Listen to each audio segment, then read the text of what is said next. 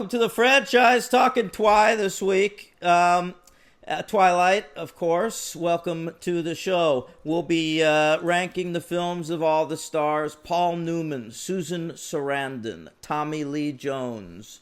All your favorite Twilight cast members. Reese Witherspoon shows her boobs in it. And we'll be reviewing that film today, as well as its belated 2008 sequel, the similarly titled Twilight, with Kristen Stewart and Robert Pattinson and Anna Kendrick and the dad with a mustache and his Native American buddy. That's right, everybody. Welcome to the franchise, episode 283. I was excited because... You just let me run out of steam there. Well, you know, I liked where you were going, and I wanted to reiterate, actually. I kind of wanted to take the moment, but that's okay. I'll take second. I was excited to revisit the Paul Newman movie myself. I was... You know, it's been a long time. It was 1998 when I first saw it, so it was like a real interesting film because also we had just covered Gene Hackman, so to do back-to-back Hackmans, back-to-back hack. Yeah, it was kind of cool. Next week we're going to actually cover Taylor Hackford, one of his movies. Yeah, well, we will be covering a Taylor certainly. Yeah, but anyway, the Twilight aged better than I thought it did, you know, from 98. Sometimes that late 90s stuff can get a little confusing, but that was cool. It's a real old school movie. What a landmark. And then, of course, to celebrate 10-year anniversary, we made a vampire movie with the same title. Yeah. Of course, what a great joke that was. That is a fine film, but we are not covering it today. We're talking about the Vampire Kitty YA classic, Kitty, the Twilight Saga, and you know, we're going to cover all 5 movies, but today we're just going to be talking about that first one by Catherine Hardwicke. Catherine Hardwicke. Yeah, I just want to point out, too, something kind of amazing. I mean, it's say our names. Daniel Ehrenberg and Henry Papali. Go ahead. That is Daniel. I am Henry. This is no lie, everybody, and no lie to you, Dan. What, you like big butts? Well, I cannot lie. But the opening intro, Dan always takes it as his style of the show, and I had actually thought that I was going to be opening with the Twilight Paul Newman Gene Hackman bit. I had planned that. But we clearly think so fucking alike that he did it. We did not talk about that. He did exactly the fucking bit I was going to open with. It's fucking incredible and a tad scary. We're idiotic. Yeah. I was literally like, he's literally doing the bit I was going to open with. Yeah. Great. Okay. Well, that's why we click. All right. Well, let's head up there to the Pac Northwest, Henry. Forks, Washington. Do you know that I once watched a documentary about the town, like the real town, Forks, Washington? I believe you. Yeah. It was because of these movies, I assume. Yeah, it was called Twilight in Forks. And, like, it took you through the town of Forks, Washington, interviewed locals, like, and they're like, yeah, we love vampires. I gotta say, having watched the movie, I'm kind of a fan of Forks. It first of all, it rains all the time. I love rain. It's very blue at all times. I love blue. I love rain. I'm a rainy guy. I love overcast skies. I get depressed when I wake up and it's sunny. Can't explain that. I always have been that way. Let me ask you a question, Henry. You wake up, you look outside, there's a thunderstorm out. What's your first impulse? To go back to sleep, of course, but because you sleep better. I sleep better when it's raining, but I love it. Thunderstorm, I love it. My first impulse is just to enjoy it. Maybe grab a bat and ball. Well, that's grab your glove. 8th or 9th. Yeah. When I used to play it's softball, American pastime, you know. That's. I'm going to tell you something right off the bat, dude. I never saw these movies. I never saw these movies fucking... He already knows what I'm going to say. Maybe. Please, go ahead. This movie isn't that fucking horrible. Yeah. I mean, for real, man. I 13 years about hearing how fucking shitty this was. Maybe it's franchise fatigue. Maybe it's this show. This fucking thing was completely tolerable to me. Look. He's dying over there. I love them. I love these movies. They're great. But so I never watched them like as they were coming out. I avoided them like the plague. I thought they looked horrible. But I was sort of like open to them being good. I was interested in it because it had happened before. Like I thought Harry Potter looked shitty, and then I read it and it was awesome. And I thought fucking Hunger Games looked shitty, and then I saw those movies and that was shitty. So like after like the first Hunger Games movie came out and was good, I was way more open to Twilight. And that's an interesting correlation, just because it's YA and such a phenomenon. Yeah, they were like, to me, it seemed like Harry Potter was the number one YA, and then Twilight replaced it, and then Hunger Games replaced that. Yeah. Well, Hunger Games was more appealing to me just because it looked like a straight-up action movie, so I saw that in the theaters. Yeah, this was just not my cup of chai. Obviously, it's not aimed at me, nor was it when it came out when I was 29, fucking 30. 2008. Yeah, but I don't know what month. November 21st. I was 30. You were 22. I should have been in the market for this, man. Yeah, you're kind of on the cusp of the market. Well, that's a little old, I think. Yeah, maybe. I was a little too old. I remember tuning in to one of the MTV Movie Awards, like, during the Twilight years. Yeah. And, like, Twilight was just the whole show. Like, they won every award. They brought out the whole cast to present the trailer to the next movie. Oh, my God. It was wild, dude. That is wild, man. And so... like, it was enormous, but it just passed me by somehow. But when I was with Katie, my ex, we watched... she had seen them all. And so once I expressed interest, she wanted to watch them with me. So I did watch all 5 of them. And, wow. And I think some are better than others. Okay. All right. Yeah, fair enough. I just think that this was a little less of an annoyance than I thought. We'll talk about the film's merits on their own, of course. I'm not even addressing that. I'm really more just addressing, like, I thought this would be an excruciating watch, and it's not that. It's fucking fine as a watch. I mean, it's a quiet... it's very quiet. I'll tell you what. I appreciated that. You know what? I think these movies get worse the more Taylor Lautner's in them. Well, that's probably... he's barely in this fucking one. Yeah, he's not in this one very much. They almost recast him for the second one, I remember. Like, because he's barely in this movie. And nobody would have... Yeah. Yeah, and so they're like, well, he's a much bigger character going forward. Maybe we want to get, like, a well-known actor. And then Taylor Lautner got all buff. And, like, presented himself to the studio like, I could do it. Yeah.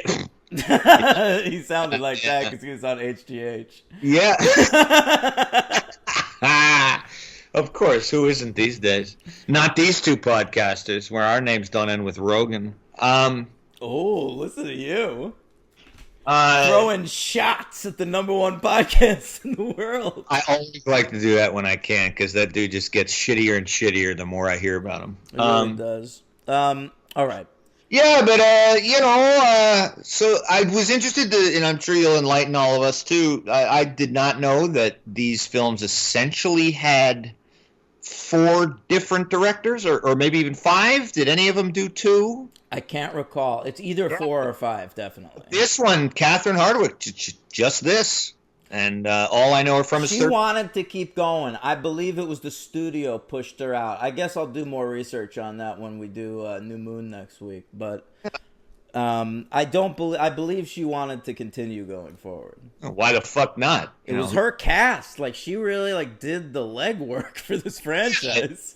Yeah, about it certainly seemed like she was not at all a hired hand. So Catherine Hardwicke is our director here. She, of course, got her start in the 80s as a production designer. Did some fine work for like 15 years in movies like Tombstone and Tank Girl and Three Kings and Suburbia and Vanilla Sky. Very talented production designer. Yeah. All movies where the production design definitely, Plays I can a role. recall it. Yeah. And then she got her opportunity with 13. She came up with an amazing marketing gimmick. She claimed that she wrote the movie with a 13-year-old girl named Nikki Reed. And they promoted the movie relentlessly on that merit. Like, it's so true to life because it was written by a real 13-year-old. I, to this day, insist that it's bullshit. I have no evidence of it, but I insist that it's bullshit. That honestly sounds extremely bullshitty to me. Extreme bullshit to me. Yeah. It's I not saw a horrible movie or anything. It's fine. No, I like that movie. I saw it in theaters. I didn't know anything about it other than it was just like an indie movie that was playing at my theater that was down the street from me. It looked cool, so I was like, I'll check this out. I liked it. I mean, I don't think I've ever seen it since. That's 20 years ago. But I've watched it twice. Okay. I was nominated for an Oscar for that film, you know? She was? Really? I believe so. Show enough, yeah. Yeah. Wow. I won't ask her to move her bags from the Barnes & Noble counter next time. Oh, classic ref. Okay, so after 13, she did The Lords of Dogtown, which was a narrative version of the documentary Dogtown and Z-Boys, which I actually thought she did a great job with. It's a pretty good movie. Followed that up with a weird Jesus freak movie called The Nativity Story. I remember that. Yeah. And then somehow off of that, she got Twilight.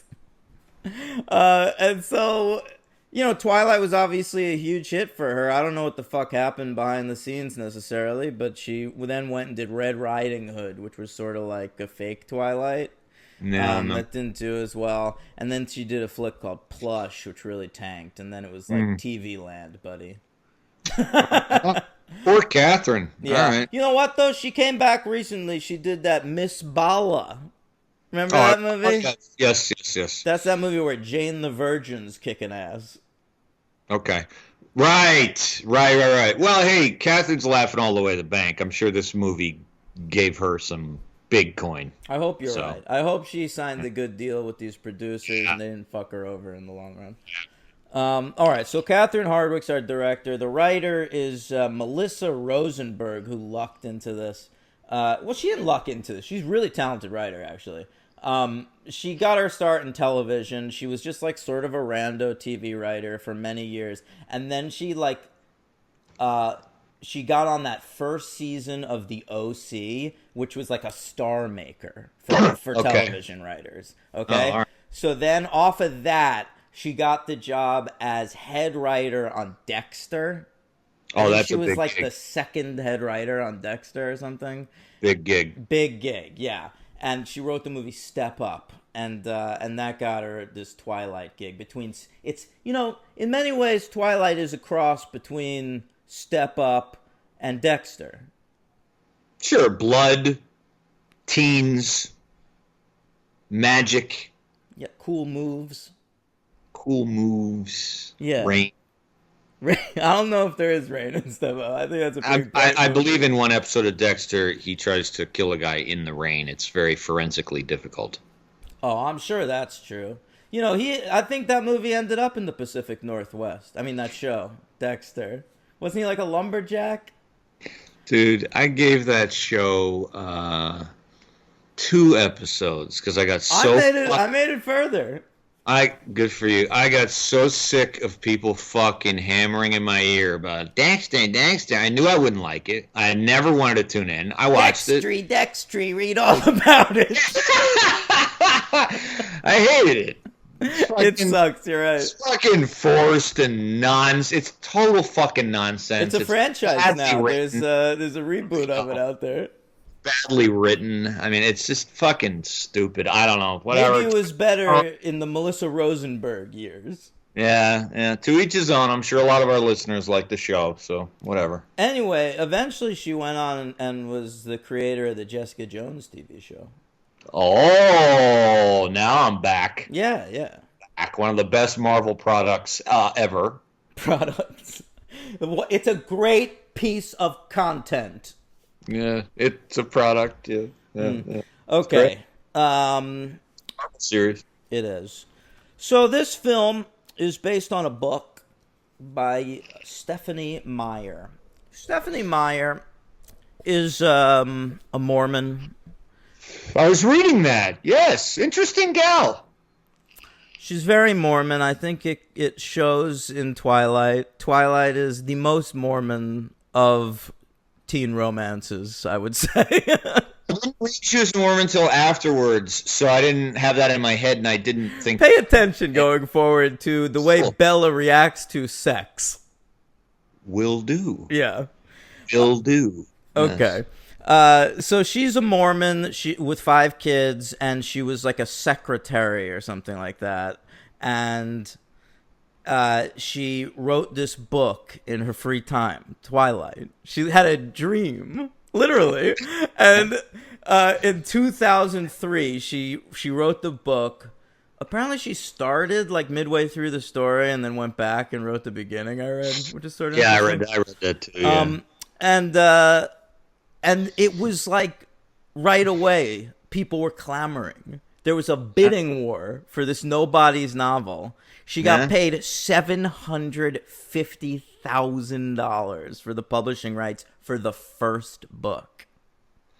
And that's just for the publishing rights. That's not about sales afterwards. That's right. So this is in a post-J.K. Rowling world. People see how much money YA properties make. And now Stephanie Meyer is, I read, on the list of the 50 richest celebrities in the world. Holy shit. Mm-hmm. I wouldn't have called that, but I guess it's not that surprising. Yeah. Wow. So she became a millionaire from the one book, really, because that's a millionaire, essentially. She became like 100 millionaire. Yeah, but I mean, like... from the one book. Yeah, for sure. The publishing rights brought her to 750, plus the sales of it then would have put her right over into the millionaire category. And then they immediately started selling it to movies. And MTV originally bought the rights to the movies. But...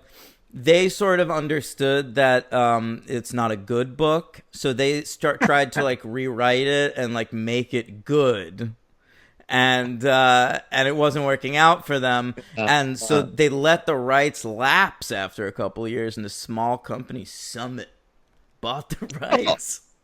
I never thought of Summit as a small company, but in relation to what we usually cover, I know exactly what you mean by that. Well, I think they were a much smaller company until Twilight. Twilight sort of put them on the map. I guess movie nerds like us know who Summit was before, but yeah, I guess you're right. So yeah. Wow. Yeah. So so they decided, they took a different tactic. They're like, hey, listen, people seem to like this shitty book. Yeah. Let's just do a faithful adaptation of this shitty book. Hey, can't lose. So Melissa Rosenberg, it's like a 500-page novel. She like whittled it down to 2 hours. And it's 500 pages. Yes, this they all are so long. The last one is ridiculously long. It's like over 1,000 pages. I think. Thank God we're not like a book podcast. That'd be rough. Franchise books. I know. Fucking Real Weird Sisters. They got it rough over there. Yeah, but they only read Harry Potter, right? Yeah, I guess so. Are they on to something else now? I don't know. I haven't listened in a little bit. Eek. Okay. All right, Henry. This film eventually... Oh, so Catherine Hardwicke signs on to be the director, and she gets to cast the crew. Apparently, Kristen Stewart, she met on the set of Adventureland. Even though Adventureland came out after Twilight, I believe. Sure did, a year after. Yeah. And apparently Stephanie Meyer wanted Henry Cavill for the role of Edward. Yeah, I saw that, and I was trying to think about, well, not just his age, but I was trying to think, like, who the fuck knew who he was in 2007 when she would have even considered? Count of Monte Cristo. It's so specific, Henry, that it must be the case where, like, she saw him in one movie. And he got her fucking wet, dude. And she just, the entire time she was writing the book, that's what she was picturing. Yeah, it had to be one movie. I think you're absolutely right. I'm looking through his movie. Oh, my God. It must... Wait, when did the movie come out? It was 2003, though, the book. So, I don't know. I'm saying 2006, he does Tristan and Isolde. I think there's a chance she saw that and was really into it. Okay. But, earlier on, pre-book, he had done Count of Monte Cristo. Fuck if I gotta admit to you, bro, I don't know if I knew who the hell he was before he even got Superman. No, I didn't. But now I go back sometimes and I watch movies and I'm like, oh, there's that fucking blank slate. Well, no. There's the second best Superman ever. Yeah, there's my favorite henchman from a Mission Impossible movie. There's the awesome henchman from Mission Impossible and a very charismatic and awesome Superman. Especially when he doesn't have a mustache, I hope. Hey, I'm talking about Man of Steel. Nobody here is talking about Justice League. I'm talking about Justice League by the great Joss Whedon. All right, Henry. Next. Cavill apparently was deemed too old for Edward, and they offered him to sate Stephanie Meyer's horny cravings. They offered him the role of Carlisle, Daddy Doctor. I could see that. Yeah, he could do that. Although I do like what's his face in the role, Peter Facinelli. Yeah. But Cavill was a big dumb dummy. He turned it down. I think he's fine. Well, these days he's all right, but he was wandering in the wilderness for another 5 years. Yeah, you're right. Yeah. All right, so this film finally comes out, Nav 21, 2008. Hey, how about that? It's good that we're covering it now. These are November films. You're absolutely right. Yeah. Last week, belatedly, everybody, we realized that it was the 50th anniversary of the French Connection, which we didn't mention or think about.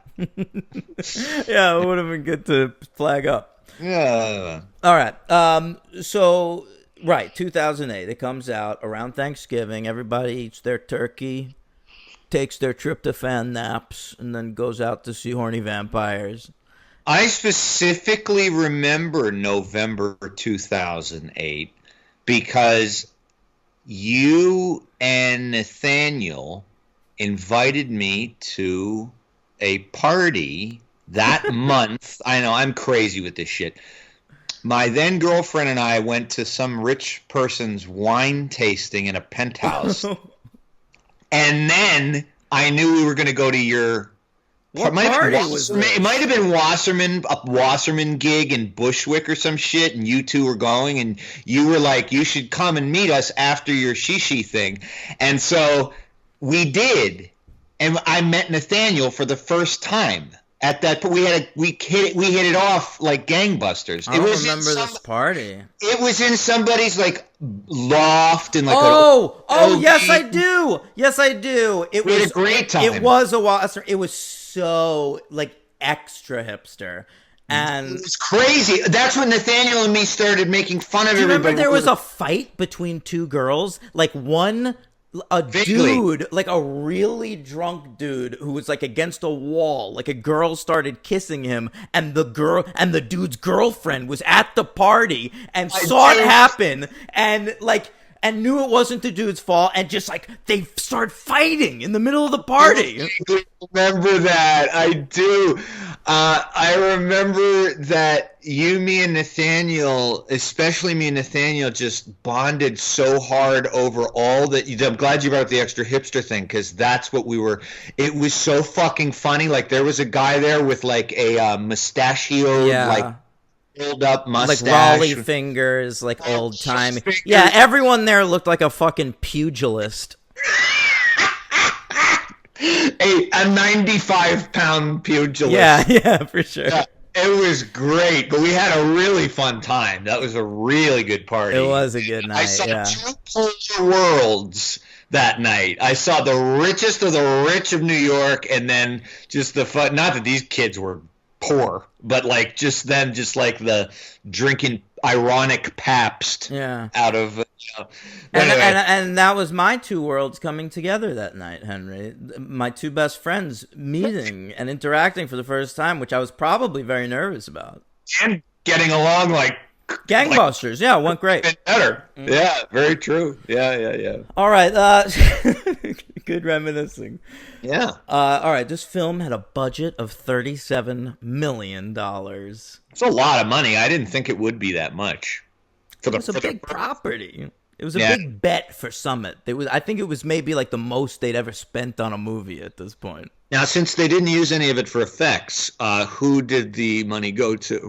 What are you talking about? There are some incredible effects works in this film. There's some very good Jeff Johnsy flash in my comic book page type movement. It really is true. Like, there's nothing in this movie that looks better than anything on those, like, CW DC shows. No, it's like Edward just tree hops like a little spider monkey. And he calls her Spider Monkey. I wondered if that was from the book, if that was like something Twihards like really latched onto. Twihards with a vengeance. Do you remember that? No. That you don't remember the term Twihards? Nope. Do you remember the Team Edward, Team Jacob phenomenon? Yes, but I never knew what it meant. I didn't care. I had a vague idea it meant. Well, now you know who Edward and Jacob are. At this point, we'll track this going forward, Henry. But at this point, through one film, do you feel that you're Team Edward or Team Jacob? Through this film, I mean, I'm gonna have to say I'm probably Team Edward. Team Edward. Team Edward. Very interesting. I like werewolves more than I like vampires. And that's an interesting wrinkle. And Edward kind of fucks up her life in this first movie and almost kills her father, who I like a lot. I like her father. Might be my favorite character in the movie. Billy Burke as her mustachioed dad, Sheriff Swan, of course. Yes. Is easily the best Twilight character. Easily the best actor in the movie. Yeah. Well, I don't know about that, but I mean, he's good. He's definitely like some, professionalism to the film. Well, then, yeah, I mean, we'll get to it, but like, with the exception of Kristen Stewart, who I think is, even at this point in her career, I think is extraordinarily beneath this material. Yeah, of course, but she fucking does it, man. Right. But Pattinson, Anna Kendrick were all yet to become very good, in my opinion. I'll have you know that Anna Kendrick had already been nominated for an Oscar when she did this movie. For what? Up in the Air. It didn't even come out when this movie came out. 2008? That movie's 2009. Oh shit! All right, so she did it right before. She was like on the cusp, on the cups. If we're talking about Anna Kendrick, am I right? Oh boy, that's funny. Yeah. That's a good joke because of that song from Pitch Perfect. Henry, this film was nominated. Oh wait, it made a lot of money, $407.1 million worldwide. Okay, big hit. In America, it was number. I wrote this down somewhere. Yeah, because I have a couple of guesses as to what else was in there. It was number 7. How about that at the box office?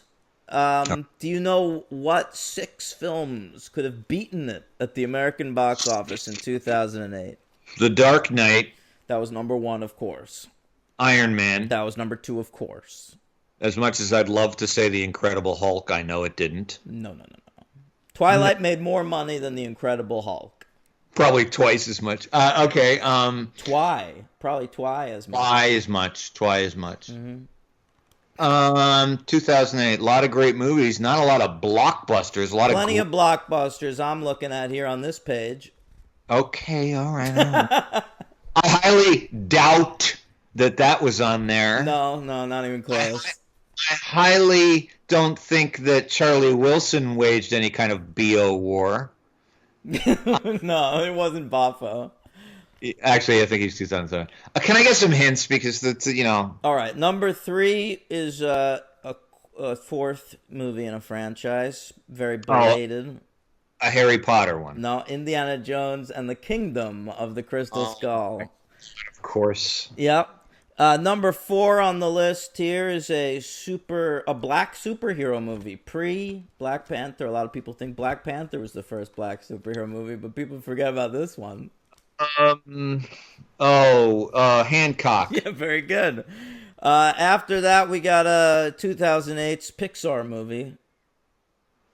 Okay, I watched some of those things during those years. WALL-E. That's correct. And at number 6 is 2008's DreamWorks animation movie. I'm not going to get that. That's the bad company. Well, think about WALL-E is definitely better than this movie. Monsters, Inc.? No, that's a Pixar movie. Play the theme. Despicable Me? No, well, that's a better guess. No, it was Kung Fu Panda. All right, here's the theme. Just for fun. Yeah. Oh. Boy, that's a quiet theme. Hold on. Get right on. Oh, Dan will be mad. I am mad. Sorry's good. DreamWorks is bad. Amazingly. Hopefully someday Henry will get it right. DreamWorks is bad. Not yet. Yeah. Not not getting it right. Yeah. This film was nominated for some awards, Henry. Yeah, I was waiting. Mm-hmm. All right. How about our old friend, the genre awards, the Saturns? Oh, not what I thought was coming first, but here we go. All right. Saturn is between Uranus and Neptune. Saturn, whoa, sci-fi films. Hey, they nominated Twilight for Best Fantasy Film. I mean, if it's going to get a Saturn, I guess that would be the category, right? Yeah. It did not win. It lost to The Curious Case of Benjamin Button. Fucking A. Yeah. There you go, Saturns. I knew you'd be so excited by that. That is a fantasy. That's nice. Yeah. Bending the rules there a little bit. What? That's a fantasy movie. I mean, yeah, it's like, I just always thought of it like Ages backwards. It's a drama with like fantasy elements. Yeah, I guess fantasy elements. It's loosely, yeah. All right. MTV, of course, had to recognize it, and I must say, I applaud MTV for recognizing Twilight as much as they did, because they were dumb enough to lose the rights to the movie, you know? Yeah, and they could have been like little bitches about it and not acknowledge it, but they knew that it was just the thing kids wanted to know about at the time. It's for them. Yeah. Good. The Moon Man was right. The golden popcorn. Yeah. Hold on while I cue up the theme. Well, he's just belching. No, it's because I got to have my fingers clear. I want my MTV. I was hoping so much that you'd belch in the middle of the song. I thought that might be on the recording, but it wasn't. That was another. Okay. Wow, what a year at the MTV Awards. Uh-oh. Best movie. This was the best movie. MTV people picked this over Batman. and Iron Man. Yeah, and those were nominated. I At would least think Dark so. Knight definitely was. Yeah, so this won the award for Best Movie. Kristen Stewart won the award for Best Actress in a Movie. Okay. All right? Nothing for Panic Room, but, let's give it to her for this. This is Best Actress, Best Lead. It would have been supporting for Panic Room, son. I know. All right. Breakthrough performance. All right? Oh, God. Lautner and Pattinson both nominated. Okay. Pattinson won. Yeah. Yeah, that's just a heartthrob win. Yeah. Well, Because he's not but he much. broke through. I know. He was This on everybody's lips, baby. I know. Everybody had a Robert Pattinson opinion, including yours truly. Yeah, I don't think I ever had one until I saw him years later in an actual movie, and I was like, this guy's a good fucking actor. What's the fucking hoopla about? But I didn't go through the whole Twilight saga, so. I think he does an especially bad American accent. And that is a barrier for me in some roles. Well, that's a barrier for you for a lot of actors. Well, like the first thing I ever saw him in, though, was that Harry Potter movie where he's Cedric Diggory, remember? Oh, he is in that. Was he supposed to be American in that? No, he's British, of course, in that. And I remember liking him in that movie. Yeah. And then the first thing I don't remember what the first thing I saw him in that he was. Maybe it was Cosmopolis, and I was That's just a like, bad "What movie. the fuck, dude?" Yeah, his accent might not have been good in that, but it has since then. I think it is. I thought it was bad in Good Time. Oh, disagree. And he does more than that accent. I mean, he does a great Australian accent. I mean, the guy has got the goods. I think he's very good. I think he's an adventurous actor. Very. He's very watchable. I'm always interested in what he's doing on screen, but I've yet to see a performance where I'm like, this guy's great. The Lighthouse? No? No. It's The Rover. just too stylized. I didn't see The Rover. All right. Yeah. Was that It's about a interesting. dog? No, that's Grover. That is the prequel. Oh, great. No. But, I just want to mention something. I think our audience will find this interesting, too. Well, Well, yeah. A while back, I was listening to NPR, as I am wont to do. God, that felt terrible to say out loud.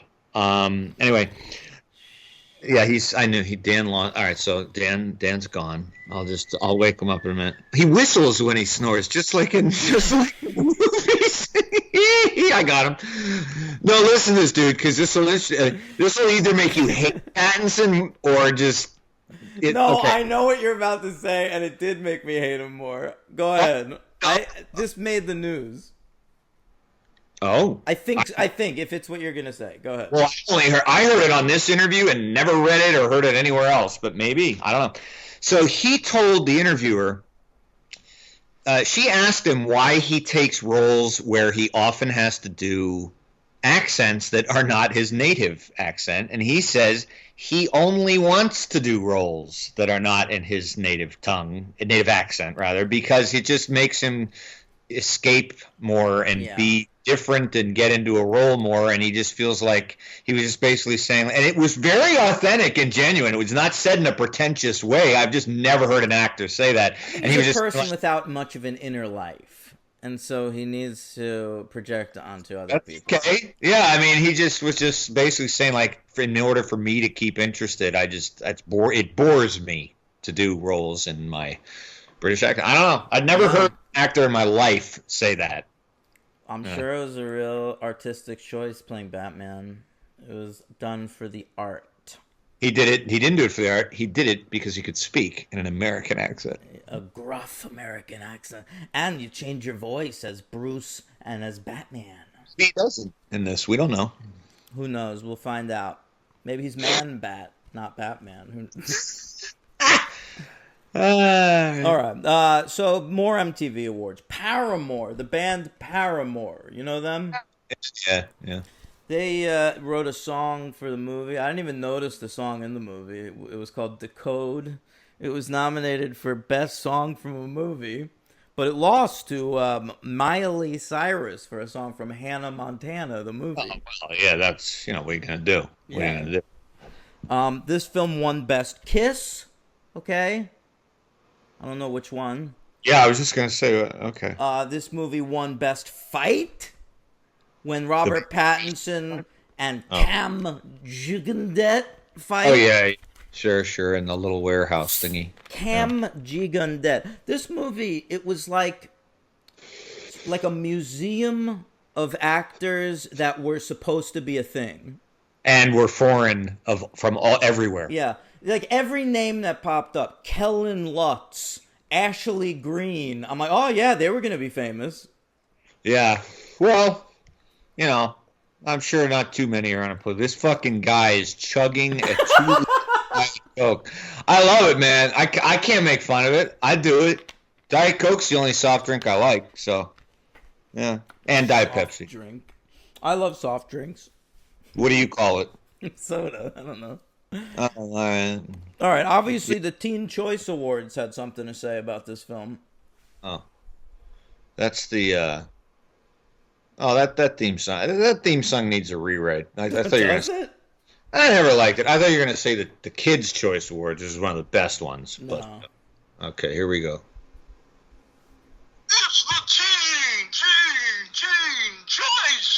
It's the choice award. All right. I mean, I'm sure it has its fans. They all do, Henry. Yeah. All right. Teen. Of course, it swept the Teen Awards. It won Best Drama. Pattinson won Best Actor. Stewart won Best Actress. It won Best Romance. Cam Gigandet won Best Villain. Okay. Taylor Lautner won Best Male Fresh Face. Okay. Ashley Greene and Nikki Reed were both nominated for Best Female Fresh Face, and Ashley Greene won. The film won Best Lip Lock. That's their version of Best Kiss. It won Best Rumble, their version of Best Fight. Okay? Paramore won Best Band. That song Decode won Best Rock Song. And the Twilight soundtrack won Best Soundtrack. Okay, now, very key question. Where was the nomination for Best Wheelchair? Because I think that the wheelchair that was utilized in that movie by Jacob's uncle or whatever is very effective. Yes. How about best six pack I've never heard of? What? Best beer six pack I've never heard whatever. I don't give a shit about that. No, I'm saying, had you ever heard of that beer before? No, I assumed it was fake. R? That's what it Yeah, was? they even call it that. They even call it, got your six pack of R's ready to go. Oh, then maybe it's regional. It probably is a regional. I bet you they drink it in forks. I bet you they covered it in that documentary, and I just don't remember it. No. 'Cause I remember they went into some bars, and they were like, "This is what bars are like in Forks." I would like to go to Forks, and I would actually like to be sheriff. That's not a lie right there. Well, it might have been possible a few years ago to just like go into a town like that and go like, "I'm sheriff now." Excuse me, it's still possible now. You go into a little town like that. I'm too old to be a cop, but I could be a sheriff anytime. Are sheriffs not sheriff. cops? I mean, like, I don't have to go to an academy or anything. I'm too old and I'm out of shape, but like legally. But I think a sheriff, you could be fucking 50 and going. Can you? I don't know how that works. Those sheriffs are actually elected. Yeah, that's right. There's elections in some places. Nah. And you're a good politician. You could probably do that. Yeah, Forks has a population of, what'd they say, like 2,000 people. That's I got to win over 2,000 votes, like 1,200 votes. I could do it. I'll go be the sheriff in fucking Spoons and wage war against you. Yeah. Nah, dude, you should be the sheriff right in the next town, and when there's a murder, we can help each other out by crossing jurisdictions. I love it. Yeah, sure. I can't help you with this, because this falls in Sheriff Ehrenberg's territory, but we have a past. That's what you would tell the town at the diner? Yeah. I'd have to, well, in the town hall. There'd obviously be like the little town hall meeting, and everybody's like, what are you going to do about it? No one out there would be able to pronounce an Italian last name, so I'll just be Sheriff Hank.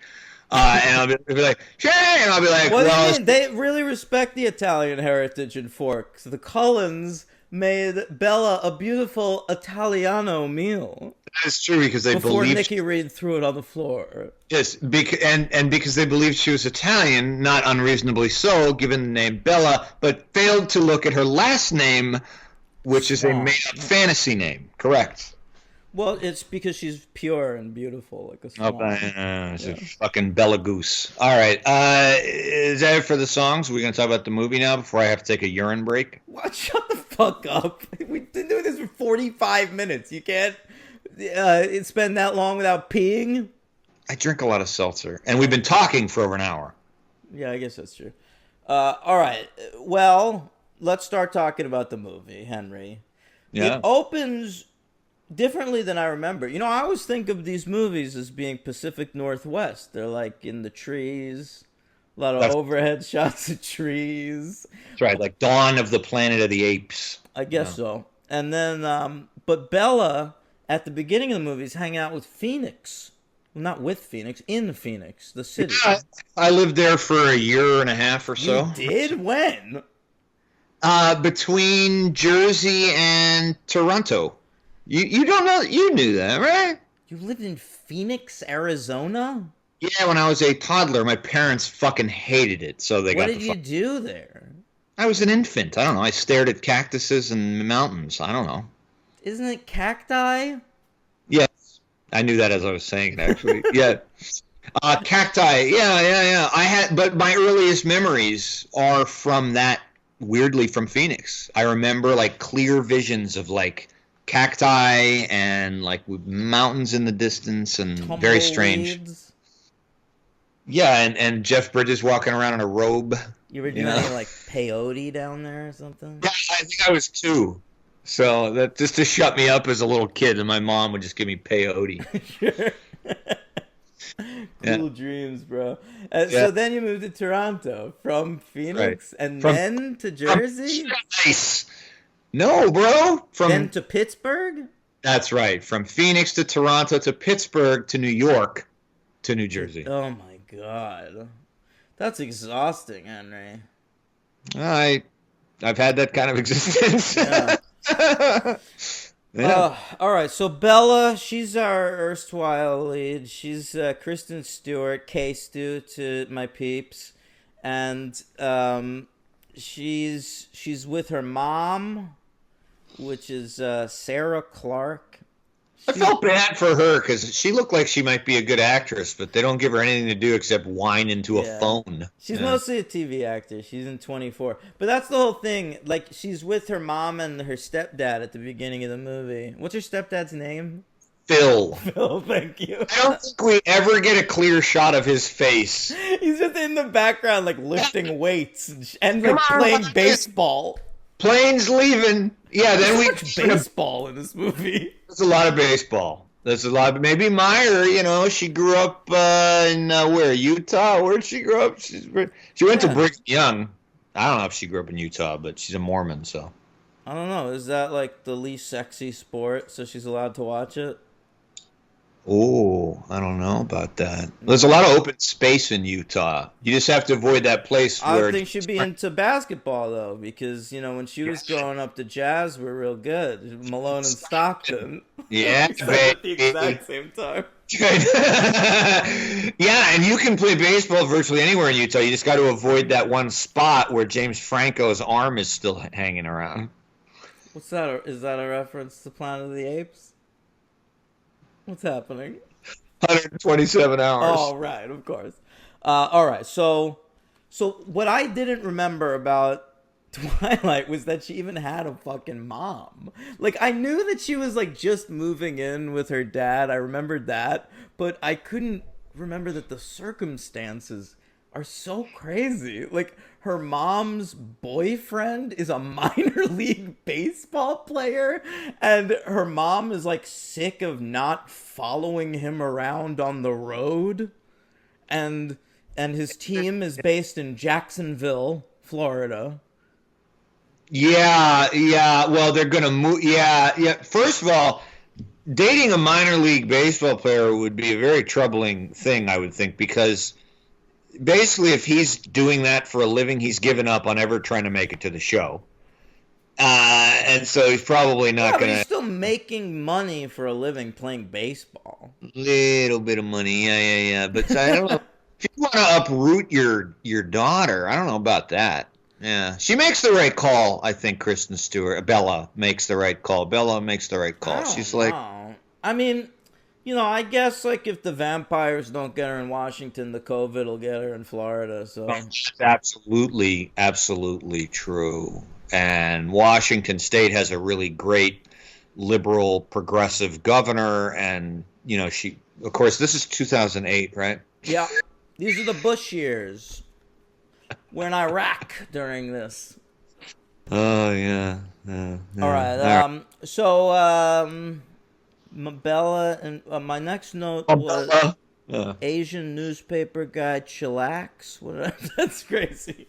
Oh yeah. Okay. So she moves to she moves to Forks. I mean, that moment was weird too, but that was weird. Yeah, I thought that Asian guy who verbally assaults her with friendliness when she shows up at the high school, I thought he was like the gay friend. No, he's trying to get in her pants. Everybody's trying to get in her pants. Really, right? But at first, I was like, "Oh, that's nice. She made friends with the gay kid." No. And I was, that's pretty progressive for 2008 to include a gay guy in your high school movie. And then I was like, Meyer doesn't approve of gayness, I don't think. Are you just saying that because she's Mormon? Yes. All right. Into the wrong genre, because I believe vampirism is riddled with sexual overtones that go either way. Well, yeah, no, that's true. I mean, even like Buffy, it was implied that Angel and Spike were fucking. Think about Interview with the Vampire and fucking Bram Stoker's Dracula. There's always this hint of. Yeah, there's a lot of pansexuality in the vampire genre. A good call. Yeah. So she's up in Forks. She moves in with her daddy with a mustache, Sheriff Swan, and he's a fumbly dad, but he means well. And, takes her to the diner where she used to go when she was a kid, and they get the same thing she liked as a kid. He's trying. He's trying. Yeah. And she understands that, to her credit. She does realize she's immediately she gets that her dad means well and is trying and wants to be her dad. Yeah, she's not written as a stereotypical jerk-off teenager who hates her fucking miserable dad and all that shit. No, yeah. If anything, at one point in the movie, she has to sort of pretend to be a stereotypical jerk-off teenager to ward off her dad. That's right. Yeah. All right, so she goes to school at Forks High School, I guess, and she makes friends first with Asian guy. What's the character's name? Eric. Okay. Eric. If you say so. There's a black guy named Tyler. Sounds right. All right. He's the one that almost hits her with his car, remember? Oh, yes. I knew that. By the way, that actor, I don't know if you looked him up. No. Oh, Henry. He was in Twilight, only ever had one other credit in a music video, and passed away last year of a cocaine and fentanyl overdose. Jesus H. Christ on a popsicle stick. Yeah. Wow. So R.I.P. to Gregory Tyree Boyce. They're lacing fentanyl and everything, folks. Be careful if you're going to get high. Seriously, cocaine? What the fuck? That seems to be anti-cocaine. I'm trying to get amped up. You're trying to bring me down? Fuck you. I know, man. Fucking fentanyl's everywhere, bro. Yeah, it's a drug. It used to be the good old days when you wanted to do a drug, you just said, give me some of this, give me some of that. You didn't have to fucking guess. You knew there was a bunch of toxic shit in it, but you didn't have to, worry. Is this, now it's am I going to smoke a joint that is laced with... I was always worried it was, laced with something that would make me hallucinate or something, but now the worry is it's laced with something that's going to make me instantly drop fucking dead. That is absolutely true. Yeah. That's better put. We always knew there was nothing. We weren't getting Bolivian marching powder straight off the cart, but we didn't think it was going to be laced with one railing a line and then dropping dead. Yeah. Fucked up. All right, so let's talk about some more of her friends. She makes some great friends in this film, Henry. Jessica is a character played by Anna Kendrick, and she's a very bubbly, fun character, fun-loving. So, yeah, maybe a little jealous of Bella, but it all works out in the end at the prom. That works out. Yeah. Then there's Angela, which is a girl with glasses, who's played by that girl who played Rosita on Walking Dead. Get the fuck out of here. Yes. That's Rosita? Yeah. Holy shit. Yeah, she's Selena now on Netflix in Selena the series. Wow. I did not recognize her at all. Me neither. I mean, I'm acting all high and mighty, but I would have been impressed if you remembered that. I mean, she doesn't. I mean, she was what was she, fucking kid in this? I guess so, yeah. Jeez. But let's talk about my favorite Twilight character, Henry. That's right. I have long held to this opinion. I am neither Team Edward nor Team Jacob. Yeah. I am Team Mike Newton. That's the sheriff. No, that's yes, the kid who likes Bella. That's right. Your Team Mike. That's the character's name? Mike Newton. Yeah, I don't know. I wrote it here in all caps, Mike Newton. I do see it. I see it. It's right under the Asian thing.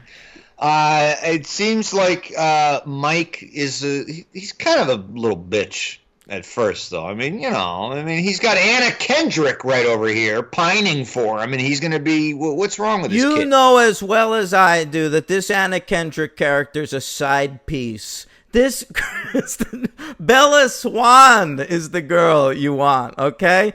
And she's the new girl. She's coming into town. She's maybe a little bit out of Mike Newton's league, but he feels like, well, maybe I can get her because she's new in town. She doesn't have any friends, and it's not like she's going to go with Captain Fentanyl over here or the newspaper kid. Yeah. Now, are you saying this knowing things I don't? Later on? No, I don't know that he's in any of the other movies. Okay. So I'm gonna have to go ahead and give you a hard disagree. Mike Newton's all right. Seems like a decent dude, but I stand again that he's got Robert Pattinson competing. Listen, you got Robert Pattinson. This guy is a vampire. He had the Spanish influenza in 1918. He doesn't know that.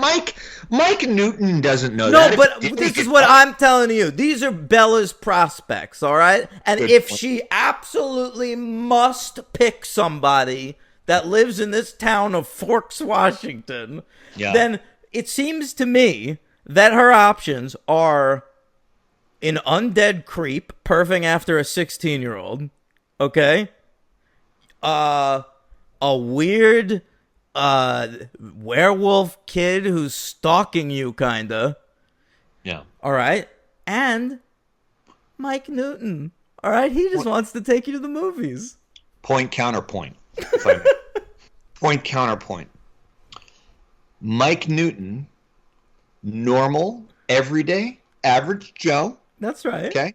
Point B, Jacob, mysterious, unknown as a werewolf so far. I only know that because of what I've heard of the movies, and they don't say that explicitly in this movie yet. No, there's just a foreshadow of it at the end when he goes, "I'll leave you alone for 2 minutes and the wolves descend." Yes, that was subtle.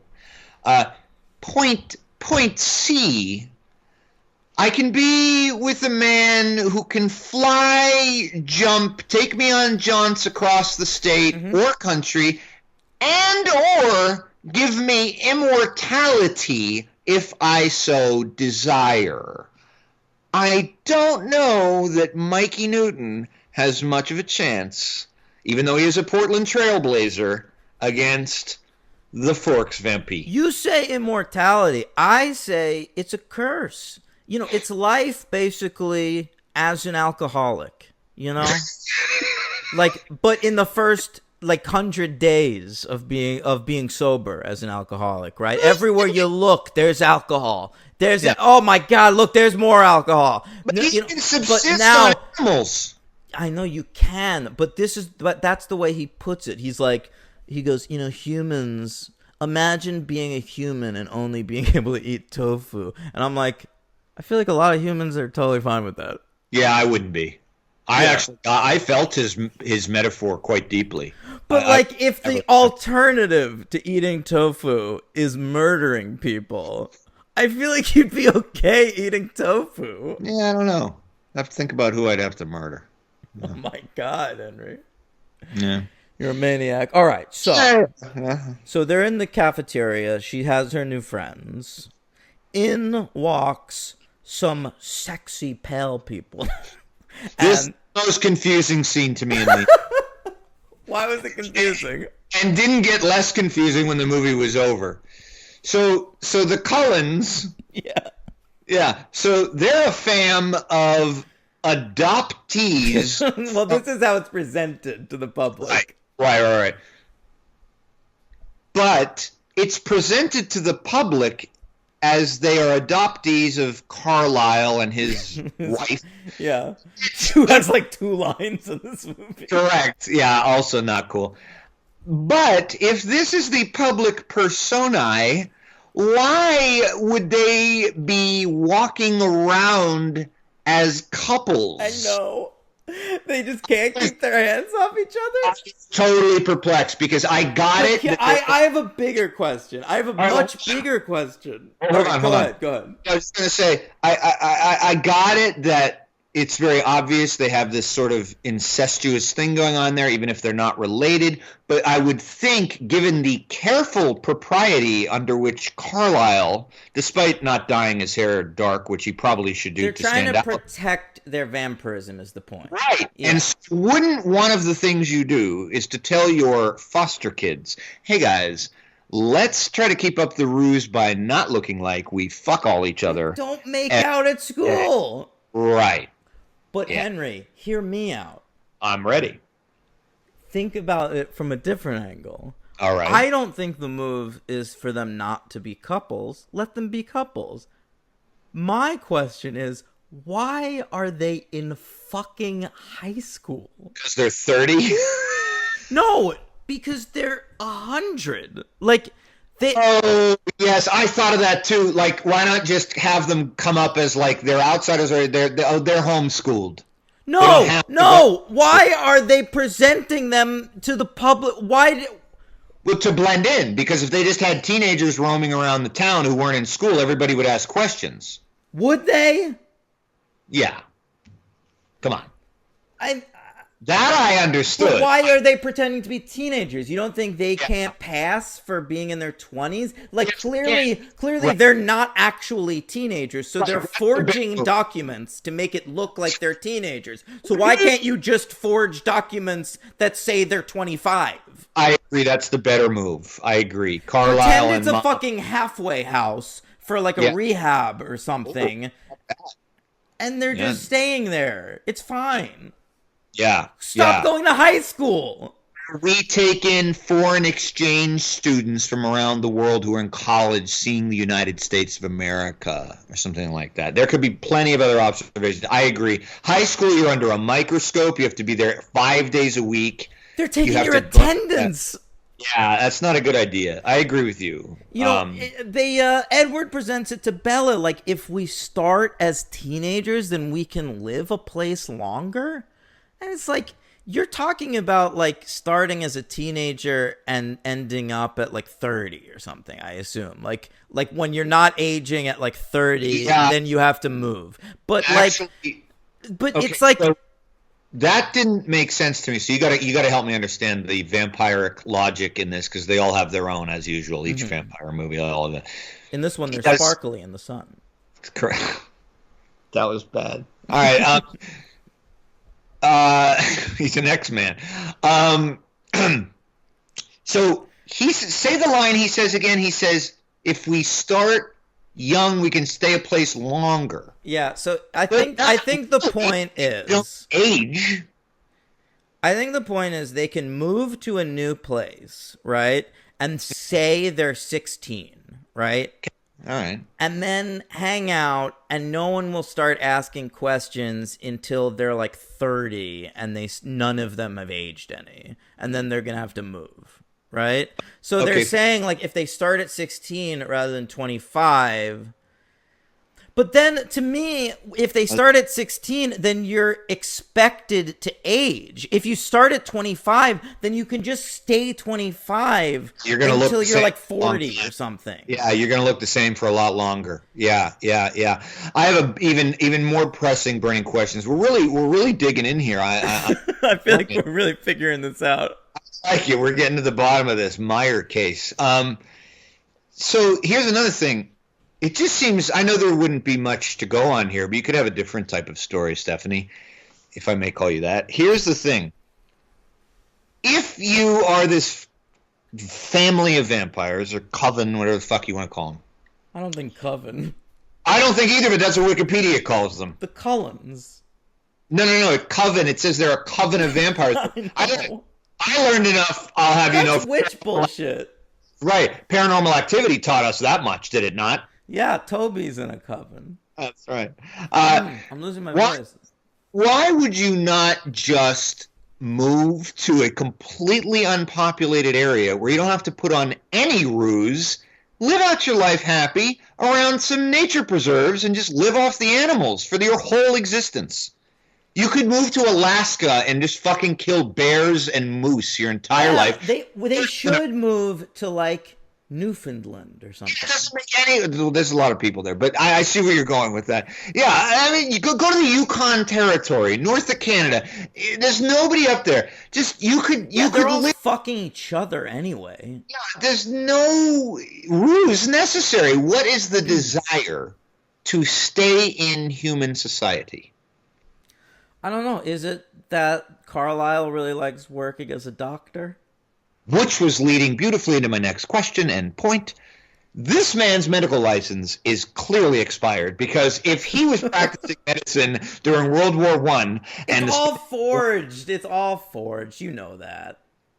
But there have been great advancements in medicine in the last 100 years. I would think he might be a little bit behind the times if you're getting treated by him. This guy's keeping up. I'm telling you, this guy's keeping up. All right, you think he's reading the journals? Oh yeah, I think he's published. What's his wife do in the movie? Is she just a housewife? She has a large forehead that she maintains. That it takes up all her time. Yeah. Come on now, very pretty. No, it's Elizabeth Reeser. She's on Grey's Anatomy. She's on Haunting a Hill House. Oh, that's right. Yeah, she was in that. So let's talk about the vampires, if I may calm my voice down a little bit. Yeah. So the first that walks through the door, this first couple, Rosalie and Emmett.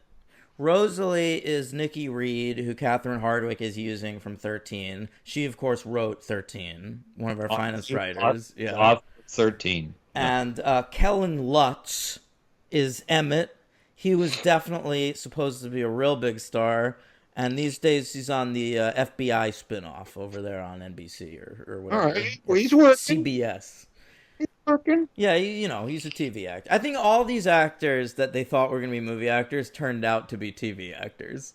Well, 2008, as you kind of have talked about in the past, was kind of the turnaround year, right? Where very early in the turnaround year, where TV sort of became as big a deal to be as movies. Not quite that early, but it was getting there. But I also think that for such a huge property that was casting such new young stars, like the Twilight franchise produced remarkably few lasting talents in the entertainment field. Yeah, true. Yeah. True. Really just two. I mean, because you can't even count Lautner because no one gives a fuck about him anymore. No, it's true. And I don't even count Stewart. Like, Stewart was a known entity to me before this movie. Well, yeah, me too. That's true. So this really had one guy who became... Yeah. Stewart's fame might not have gone the way it went. I mean, she was in smaller movies. But you know what? And if she never did Twilight, she would have been in fucking Adventureland, and then, like, directors would have liked that, and then she would have done, like, Personal Shopper and shit. Like, she would have done the indie route, which is what she mostly likes to do anyway. She just probably wouldn't have ended up in shit like Charlie's Angels, which may be better. Yeah. All right. So anyway, they walk in first, Reed and Kellen Lutz. Then we get Ashley Greene. She's got very 2008 hair, and she got more like 1998 hair. Yeah, that's like a Rachel. You're kind of. It's true. Yeah. You know. It's funny that you say Rachel Lee Cook. Did you happen to read that shit?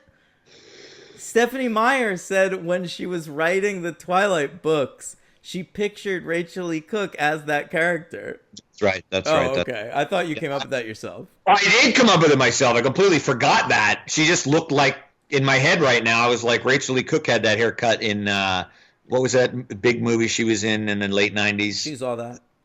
That's correct. Yeah. Yep. So she walks in with Jackson Rathbone as Jasper. He was another one that was supposed to break out. The best name. Yeah, he was actually, in the running for Edward. He was one of the finalists for the Edward role. Can't see that.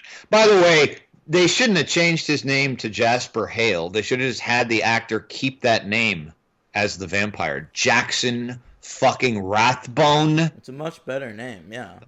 Better vampire name. Has echoes of Basil Rathbone.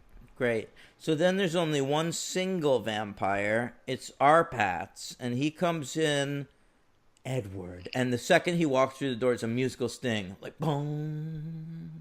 And you're like, oh my god, this is the man. He's very. And who the fuck you're talking about? Edward, the main character. Oh, you said the single vampire, and I've already associated. He's the only single vampire at the start of the movie. He immediately falls in love with Bella. Right. Gotcha. Yeah, they see each other from across the room. He's giving her like this, like, "Ooh, you smell shitty" kind of look, and she's like, "What the fuck?" Yeah. And it's just because like she horns him up so fucking much that he can't even take it. And his Morbius senses. Yeah, I just think it's so creepy that she's 16. Like, if you really think about it, like he has over 100 years of life experience. Yeah. Like, what's he doing hanging out in these high schools? He should be connecting with the teachers. Not even. He should be connecting with the grandparents. Well, probably, but, back, if he was born in, he turned in 1918, right? So he's, like, supposed to be 17 or 18 in the movie? Yeah. All I'm saying is, like... Wait, so back then, it was not uncommon... He's got them early 20th century inclinations, baby. I know. I'm just saying, like, now I'm 35, right? Yeah. And, like, I'll go on a date with a girl that's, like, 25. And that's not even that bad, but it's already, like, we are not connecting. Like, we are not... Our reference points are different. Like, there's a dissonance between us, okay? Yeah. I need someone a little closer to my fucking age. I can't imagine, like when they're talking about, like, whether or not Bella's gonna be a vampire and, like, getting to know each other's families and shit, that's fine. Like, but then, like, when it comes down to it, and, like, they want to, like, talk about, like, politics or food or... like, what they're gonna do this week, Like, what movie do you want to watch? Like, how are they gonna connect? What silent film do you want to watch, Bella? Yeah. Metropolis is good. Like, I get it. She thinks Claire de Lune's awesome. She's a very cultured 16-year-old. That would get me at any age. I know. But, like, but still, like, ultimately... you change a lot over the course of those years. Like, Of course. How am I going to argue that? I don't know. He's a fucking vampire. He's a teenager stuck. Stuck in a teenager's body, right? yeah, but then what's gonna happen? Like, she's gonna be 25, and she's gonna like want to do other shit. Well, that's the thing. He says to her at one point when she wants to become a vampy, he says to her, no, you should live out your life the way you're going to live it. Like, you should age. And so I was kind of thinking, all right, so let her age, and then she'll just be like, it'll be like a May-December romance. She'll be 60, he'll be 17, and, you know. That'd be all right. You know, like, watch them die. Like, that. I think that's the honorable thing to do as a vampire, is to, like, fall in love with a woman and then, like, watch them age and die. Right? And then you move on. Speaking of Benji Button, when they finally hook up in that movie, Kate Blanchett is supposed to be like fucking 60 and he's at like 20. Oh, yeah. So there you go. Worked out for them. Yeah. Well, Kate Blanchett, she always looks the same. And when then she's 60, she'll probably be still fuckable. Yeah. To me, as a... I agree. As a virile man. Yeah. She's gorgeous, yeah. All right, so where were we, Henry? I don't know. You're still in the cafeteria. I'm sorry, you know. You want me to pick up the pace? No, I don't care. It's fine. I was glad that the movie let her piece it together, though. Like, that was nice. She's not that stupid. What, that he's a vampire? Yeah, like, it's not that... but how does she piece it together? She goes home and Googles it. No, but I just mean this fucking guy, he stops a car with his bare hand. He moves like 40 miles an hour. He does a little Peter Parker, Tobey Maguire, Apple Spider-Man trick by picking it up on his foot. But not that equals vampirism, but, you know, she's like, okay, buddy, you're all right. That's how she figures it out. She Googles, like, super speed, super strength, pale... Oh, I guess if she would have come up with like Superman, she would have been like met him in the woods and been like, look. She does say that though. She says like my first idea was kryptonite or a radioactive spider. Right. Well, that's just as plausible. Yeah. You know, he could have rolled with that, and he could have been like, "You're right, Bella. I'm actually Batman." Yeah. All right. So, you know, they're into each other, obviously. They're obsessed with each other. When she's in her bedroom, I noticed that's the only time the movie's not shot blue. They look like normal human beings. I keep saying this blue thing, and I gotta confess, I don't know that I was noticing that. Oh my god, the cinematography, everything's shot in a fucking blue tint in this fucking movie. Really? I can't say I noticed it, because it's always so rainy and muddy. I noticed a lot of browns and grays and greens. It's just blue. Okay. It's like, this movie's as blue as Avatar. Oh my, that's very blue. Yeah. So my favorite part is when she is dreaming that he's just creepily watching her in her bedroom, and in my notes I wrote like, "What? That's funny. I bet he was fucking actually there, just staring at her." Right? And then later in the movie, he's like, "I love to watch you sleep," and she's like, "Romantic." Yeah. I think that the worst dialogue in the movie is between the two of them, and I actually think the worst part of the movie is the dialogue between a lot of the characters. I think if they had smartened up some of the dialogue to be less staring at the moon and gazing type of shit, it would have been a little better, because then weirdly they have moments where, like, when Sheriff is talking to his Native American pals, that's very naturalistic. So, like, they know how to write people actually talking. But they wanted the star-crossed romance. She's really going for something like Shakespearean. That's why I think she wanted Henry Cavill from fucking Tristan and Isolde. I think she really sees them as like Romeo and Juliet. Yeah, no, you're absolutely right. Star-crossed lovers, you're absolutely right. I guess she's trying to write her version of Shakespeare teen love. I don't know. But it doesn't work very well. And I can only imagine if the books are written like this, how bad they must be. I don't know. I remember reading a couple pages and it was real bad. It's like 50 Shades is worse, but like the writing in like Hunger Games, which I haven't read much of Hunger Games. I don't want to judge, but like I've read a lot of YA that's much better written than fucking Twilight. Yeah. All right, so Bella's Googling vampirism and doing some research in a bookstore on the res. Yeah. Yeah. I noticed when she left the bookstore, there's a big Rush Limbaugh book in the window. I missed that. Yeah. Well, it's a small town, even though it's Washington. There's got to be red areas. You better. But I was thinking, the res, really? Are Native Americans historically very conservative? No. Yeah, I didn't think so. No. But maybe they didn't actually shoot this on any kind of res. Maybe I should start saying res. Yeah.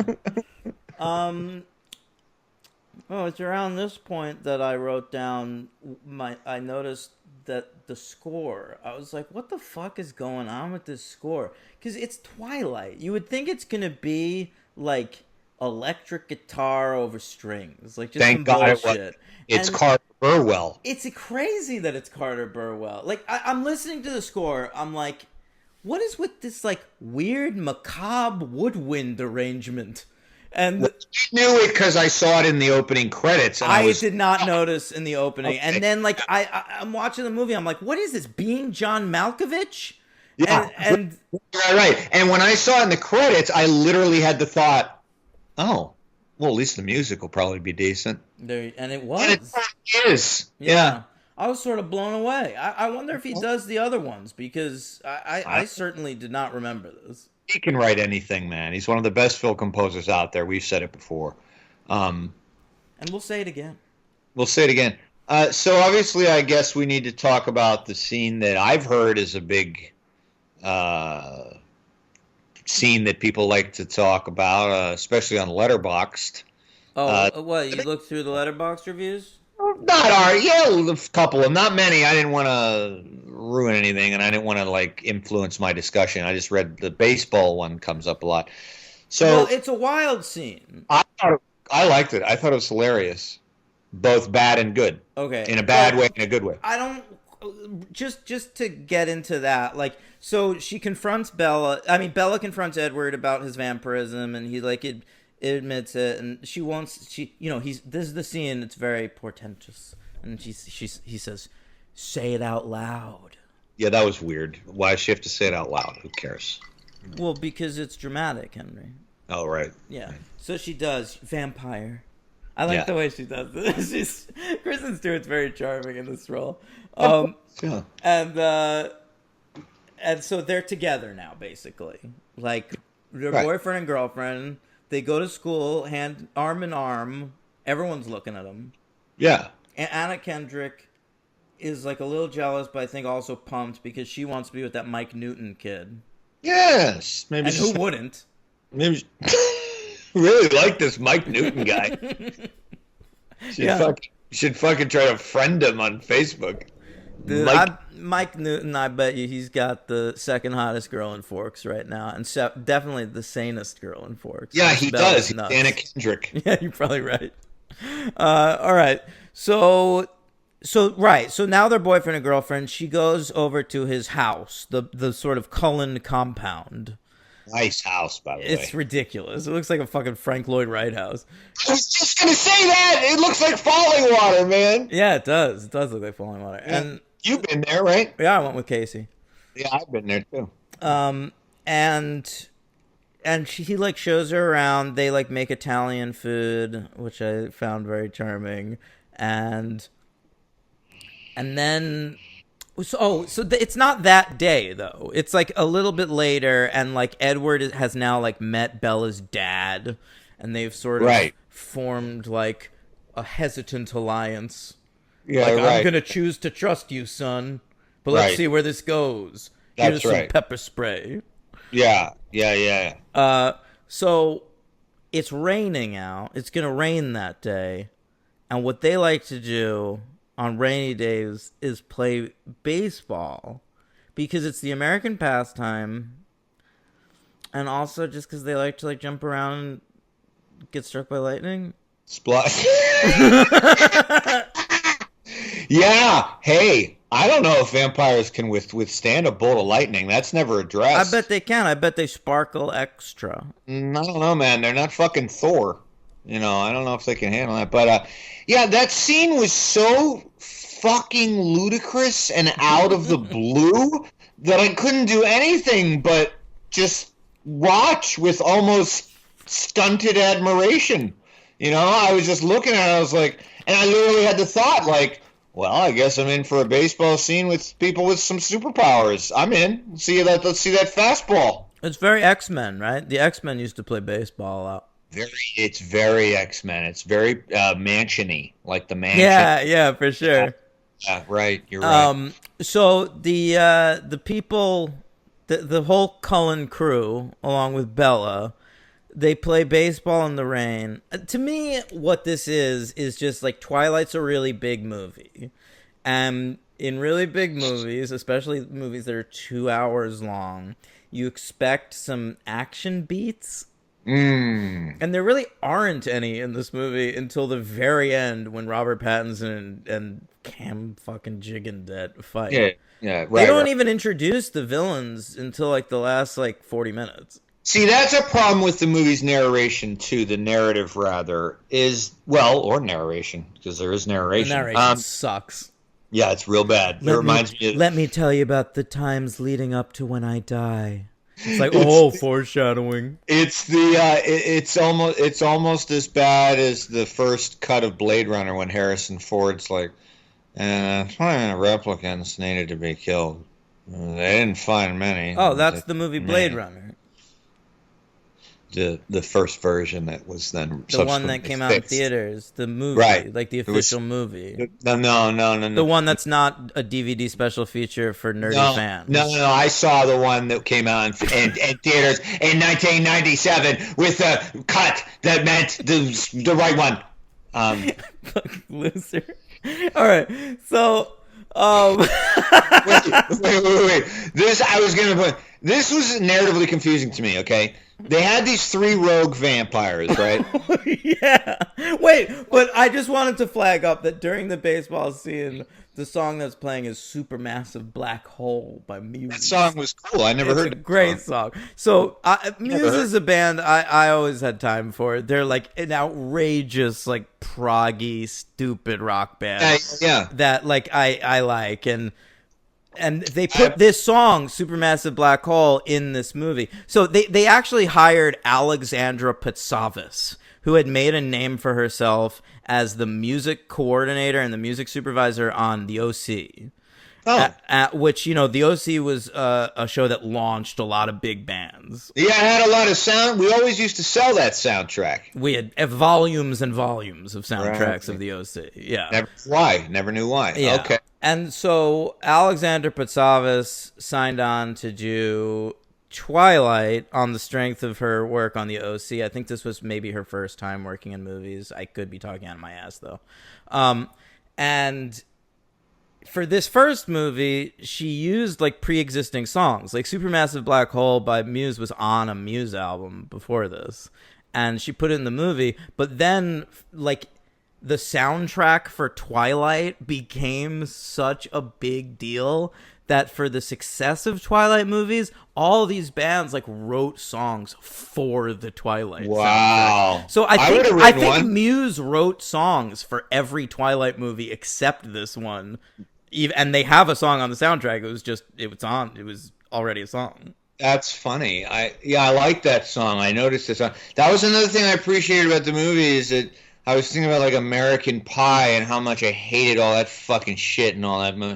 And why are you thinking that American Pie? And I was thinking of painful movie experiences that have to do with teenagers in high school and the majority of those movies. And how quiet this one was, and even the pop music that was in it. Pop music. Well, there's not a lot of pop music. No, there's not. But when there is, it's totally fine. it's not music I would necessarily listen to. But then that song came on by Muse, and I was like, that's a fucking cool song. And they played a fucking Radiohead song over the closing credits. Okay, I knew that was fucking Radiohead, but then I looked up and was trying to find what's the soundtrack, and it's not listed. Yeah, they probably didn't want it on the soundtrack, but agreed to its inclusion in the movie. It's 15 Step, the first track from In Rainbows.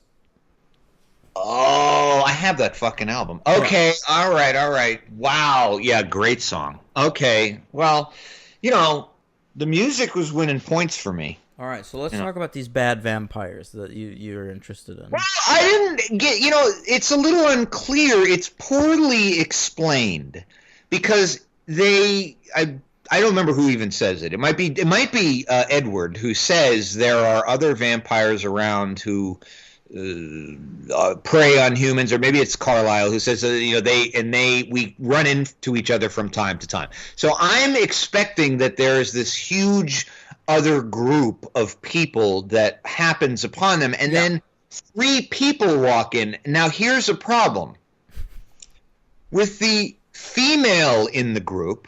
Is her name Rosalie? No, that's a sister. Yeah, Victoria. The women in the movie, the Vampire Cullen family, never get any dialogue. Correct, and Victoria barely has any dialogue, and they don't look enough different, even though I knew this one from other stuff, so I was okay with it. So I was like, whoa, like who is who right now? And then the blonde kid with the ponytail, who's the tracker bad guy, I'm like, he looks like one of the fucking brothers. I know, he really does. Like, I can't tell the difference between Cam Gigandet and Kellen Lutz, and you can't ask me to learn, movie. No, it's too much, and it's just like. And then, at a certain point, your practicality or your brain, even in a goofy movie like this, kicks in. And you're just like, when they meet on the baseball field, you're just kind of like, all right, well, there's fucking... They even say it in the movie, but it's like, there's 7 of them. And there's 3 of them. Just fucking fight them and take it. It's over. Well, that was what they basically... Oh, you're saying kill them? Or just, if there's going to be a fight... What's so... Well, they try to avoid them at first. They try to just be like, hey, friends, like, and Bella hides behind Edward and shit, but she's like a sexy human. And like, she's meat on a stick. That was so insanely stupid when they were like trying to hide her, and the sister who doesn't like her very much, I guess it's Rosalie, says like, oh, please, I could smell her from like 100 yards away, and I'm like, yeah, I would assume that a good vampire could fucking tell apart a human just because they're hiding behind somebody. Yeah, especially in a situation where there are 10 humans and 10 vampires and 1 human. Like, I would think you could tell the one. And the human looks markedly scared. I mean, come on. Yeah, she's hiding behind someone. They're about to play baseball, and then, like, Tracker Boy starts to, like, sniff the air because there's a gust of wind. Well, that's the thing. Like, they're so scared of him, and it's understandable going forward because they read his mind. I forget, one of them can read minds. Edward can read minds, and Ashley can draw the future. Ashley Greene's character, I forget her name. Right. And so, and then they figure out he's like a human tracker, basically, and so Bella is game. Yeah. Not a good tracker. No, but what I'm saying is, like, why were they worried before they knew that? Yeah, I don't know. I don't know. Because you would think that the vampires would know that, okay, because the inference would be, right, is that all vampires in this world literally need to be 4 feet away from a human being to tell a human being, and need like a gust of wind to blow in their face to smell them. It's very odd. I don't know. But the bad guys in this movie, who we meet with only 40 minutes left in the movie, are James, Victoria, and Laurent, okay? You've got Victoria, played by Rachel Lefebvre, who just stands in the background, does fucking nothing, to the point where, like, she showed up in, like, the cliffhanger, like, oh, she's still alive, and I was like, who the fuck is that? And I don't know if you recognized her, Henry, but did you spend one summer with me and the rest of America underneath a dome? I watched 1 or 2 episodes. Well, she was the female lead in Under the Dome. That was years ago. Wasn't that like 2013 or something? I watched the whole season. Yeah. Yeah, I kicked out after a few episodes. All right, so you got her, who's a non-entity. You've got Laurent, who is played by Edie Gathegi. Good enough. He's in that movie, The Harder They Fall. Now, I don't know if you watched that. I did watch that. Yeah, I don't remember him in. Oh, yeah, I remember him in that movie. Sure. Yes. Oh, wow. Okay. We covered him actually. He played Darwin. Remember the mutant who evolved? Yes, I absolutely do. He bites it in that movie, doesn't he? Yeah, X-Men First Class. Yeah, he dies in that one. Yeah. So he's like sort of a pacifist. He's going to the call-ins and going like, look, this guy's bad news, but I'm giving you tips. Like, watch out. Yep. And he doesn't. If he would have just kept his fucking clan away from them, he wouldn't have had to go in the first place. He just shows up at the baseball field, menacing like, and tells him. So now we got a good guy basically and a non-entity. So you're telling me, in terms of villains in this movie, all I've got to worry about is this Cam Gigandet. You can't just hole up Bella in that Cullen compound, have Peter Facinelli take a couple days off from the fucking hospital and protect this lady? Or just have the whole clan stay there. Get the dad involved, break the secret, tell the dad. Of course tell the dad. What is wrong with you? Cam comes to the house, and you dispatch him into the woods. You cut him and burn him, as they do, and that's it. Yeah. But that's not what they do, No. And Cam Gigandet does get his hands on Bella, and it ends up being a big fight in some random location, like a warehouse for no reason. No, it's her ballet school from when she was a kid in Arizona. Who could possibly care? They're just looking for like an empty space where they can have a fight. Yeah, but I'm just impressed at my own memory. That is impressive. Again. So he's not a terrible tracker. If he actually has to track something, but if it's right in front of him, he's the guy you want tracking you. You can just be like, you won't find me now, but if I go across the world, I'm in trouble. He takes a while to get the scent. But once he has the scent, he could really find you. Yeah. This guy sucks. He's my LVP of the movie. What a shitty fucking villain. He's boring. He has no presence whatsoever. He sucks. Wow. All right. I got to look at this because I was leaving both this and my rating up in the air. He's in a lot of. I've only ever really seen him in. Oh, I guess he's in Easy A. Who remembers? He's got just such a forgettable face. Well, they got a lot of these people in here who aren't developed yet at all. Like even the Jackson Rathbone, the one.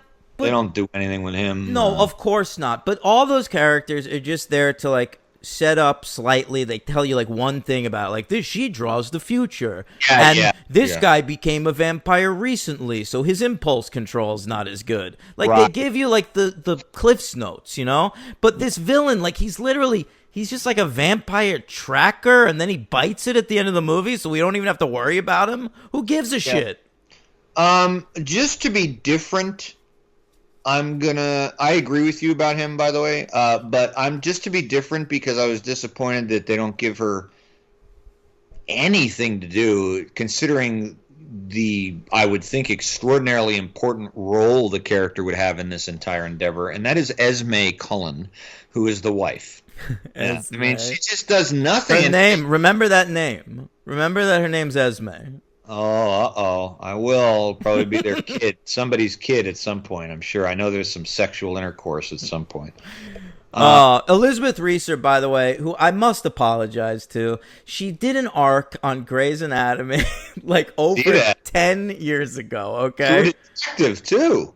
She's a very fine actress. She's been in a lot of shit. But specifically in Grey's Anatomy, Henry, she played a Jane Doe, right? whose like face was really fucked up. Okay, and then Alex Karev, who's like a plastic surgeon at the time, like worked on her face and like built it into Elizabeth Reeser's face. Sure. Okay, so like there's something about Elizabeth Reeser's face, I think because she has a slightly large forehead, that I can't, like, the reality of that Grey's Anatomy storyline has infiltrated the reality of my brain. And so now every time I see Elizabeth Reeser in anything, she just looks like someone who had a recently reconstructed face. I totally understand. Yeah, I thank totally you. understand. It's ingrained yourself. I get it. I've had things like that in shows where you can't get the one thing out of your mind about a character an actor played. Oh, yeah. I'll give you another one. Who's the actors who played Cuddy on House? You ever watch House? No. Edelstein? Fucking Christ. Really? Yeah, what's the... Sheldon Edelstein, the guy who ran it's the... an actress. It's Lisa Edelstein, okay? All right. She was also in The West Wing. So the first thing I ever saw her in was Ally McBeal. Yeah. And she plays a trans person on Ally McBeal. And it was the first trans character I'd ever seen in anything. Yeah. And she has... she's pre-op, you know, so the character has a penis on the show. And... it took me years. Every time I saw Lisa Edelstein, the first time I saw House, the first time I saw The West Wing, I just, in my head, she has a penis. Right. Yeah. Right. Yeah. Wow. That'd be a tough thing to try to get through to believe a character that they actually held a vagina. Yeah. Yeah. It's challenging. Yeah, you know, I'm looking at this Reeser character. Boy, she was in a lot of things I've seen and didn't even realize. True Detective, Mad Men, The Haunting of Hill House, The Handmaid's Tale, 3 episodes. Oh. Fucking Christ. Oh, yeah, I remember her on Rainy that. Days, which you're a fan of. What? Rainy Days, which you're a fan of. Oh, sure. She did some work with David Wayne. The Sopranos. The Believer with Ryan Gosling? She's been around. Elizabeth Reeser, a very fine character actor. Jesus Christ. Mm-hmm. All right. There we go. All right. So at the end of the movie, everything's solved. Edward killed this motherfucker. And they're boyfriend and girlfriend again. Everything's great. The dad, she made up with the dad. She woke up in the hospital. And everything was cool with her mom. Everything was cool with her dad. She decided she's going to stay in Forks with Edward. Okay. And it's time for the prom. Edward goes with her to the prom. He says it's important as a rite of passage. Is this their senior prom?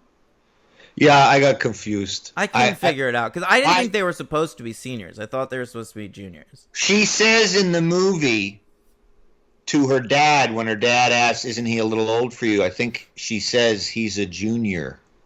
Yeah. She is too, so it must be their junior prom. I don't know.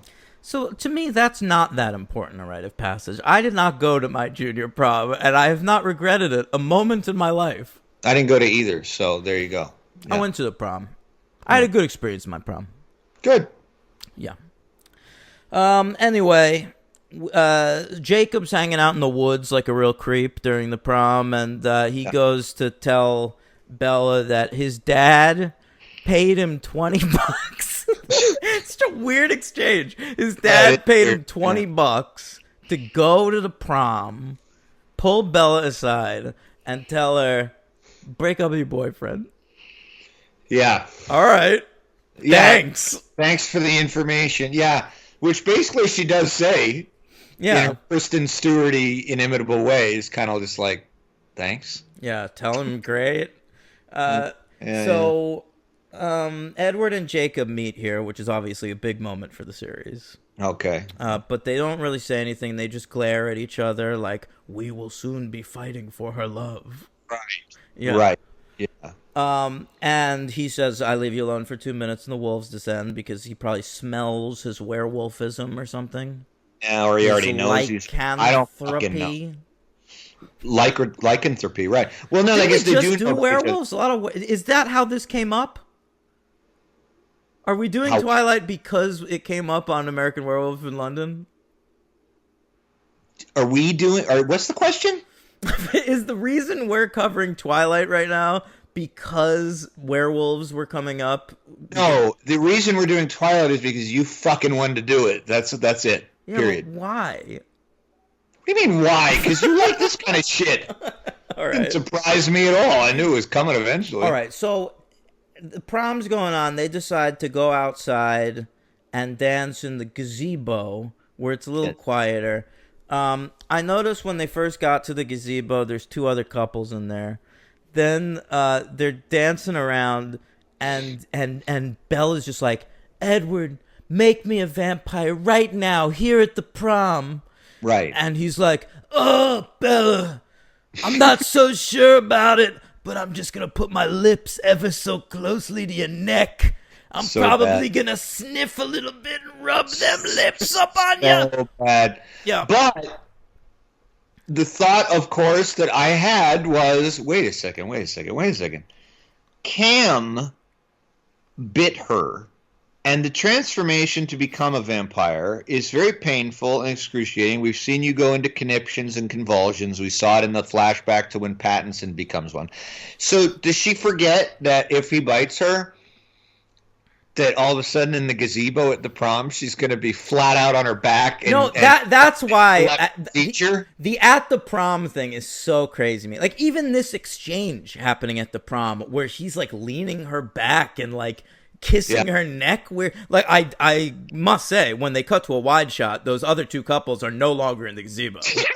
They are not. They fucking bailed. Yeah, I feel like you as Edward would probably be like, if you've decided in your head, you're like, you know what, I'm gonna do this for her because I want to be with her forever, and we're gonna. But I feel like I'd say to her, I'd whisper in her ear as I laid my lips softly upon her neck, I would say, you know what, Bella, I'll totally transform you, but right here, I don't think is like the best. Let's go to place. A river. Or like a bathtub or something. Yeah, anywhere. And also, I might want to go to a place to get some supplies from my dad because he's a doctor. I can maybe get you some like Ritalin. So when you're going through the transformation, maybe it'll be less painful.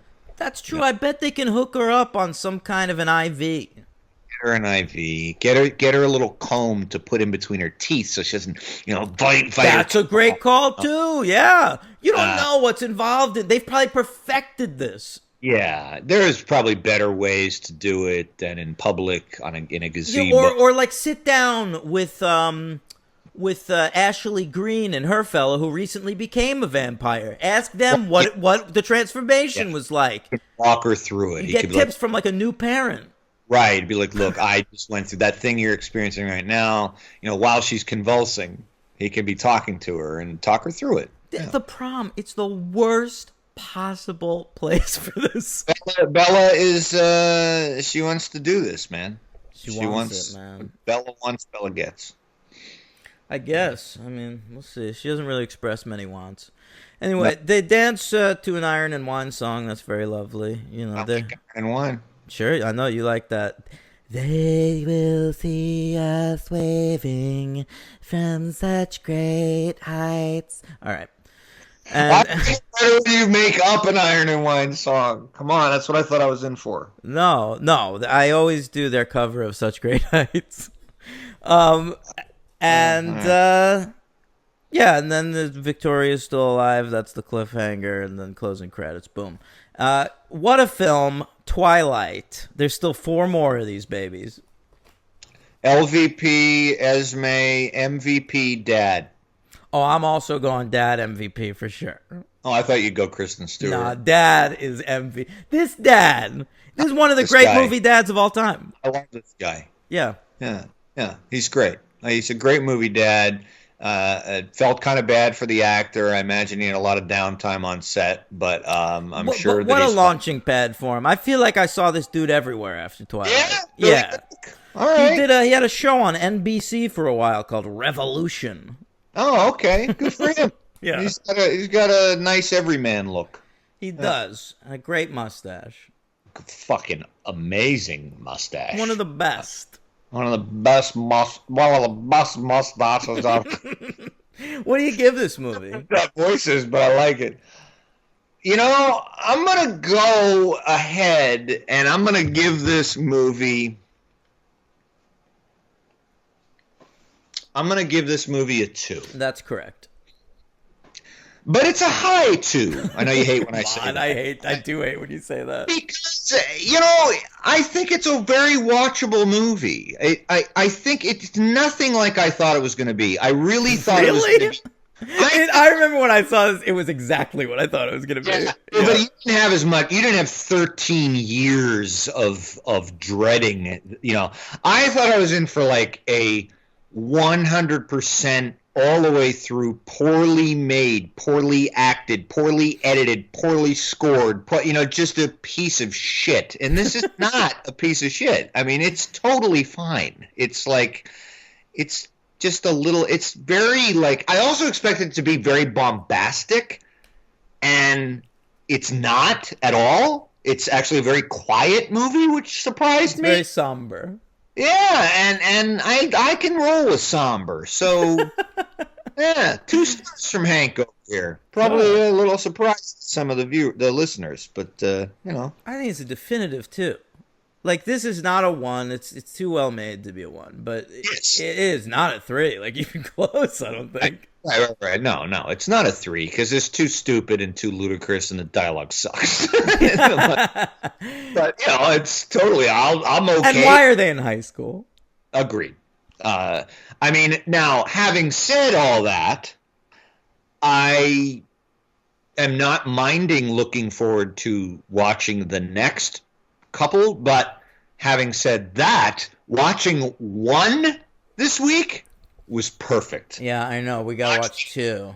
2 is going to be tough for me. That's going to be challenging. I'm just going to try to look for maybe some stylistic differences in the direction. Maybe. Well, you'll find them. Next week, we'll talk about Twilight Saga New Moon by new director Chris Weitz, and Twilight Saga Eclipse by David Slade. Speaking of American Pie, right? Chris Weitz? Yep, that's right. And Eclipse is by... That's David Slade. He did a lot of work on Hannibal, and he did, I think, 30 Days of Night and some shit like that. A couple of Black Mirror episodes. The great show Dan won't watch. And he directed the great Ellen Page movie, Hard Candy. Oh, right. Yeah, I haven't seen that. But, yeah, so that's next week. Eclipse and New Moon, not in that order. And... Patreon.com/thefranchise for all your Patreon needs. We've got so many podcasts up there, man. Henry and I are doing a lot of games now, which is fun. We're really having a silly time with that. And I don't know, maybe we'll rank Stewart and we'll do some of these Twilight people or something.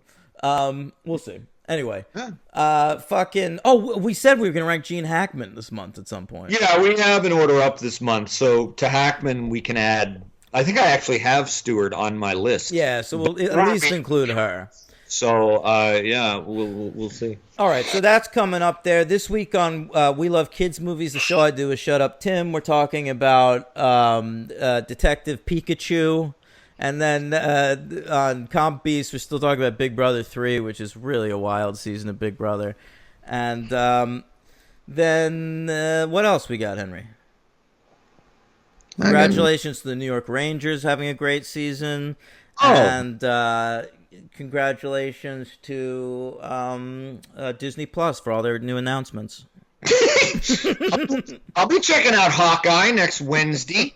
Sure. I'm going to wait till it's over, but I'm looking forward to it.